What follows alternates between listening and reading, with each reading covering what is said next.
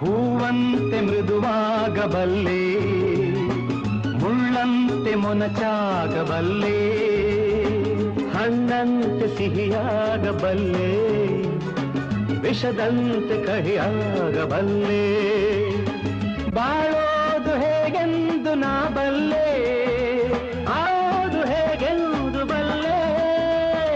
ಪ್ರೀತಿ ಪ್ರೀತಿಗೆ, ರೋಷ ರೋಷಕ್ಕೆ ನಮ್ಮ ರೀತಿ ಎನ್ನುವ. What is life? Life is a duty. Then perform it as a. ಬಾಳು ಎಂದು ಹೂವಲ್ಲ, ಬಾಳು ಎಂದು ಮುಳ್ಳಲ್ಲ.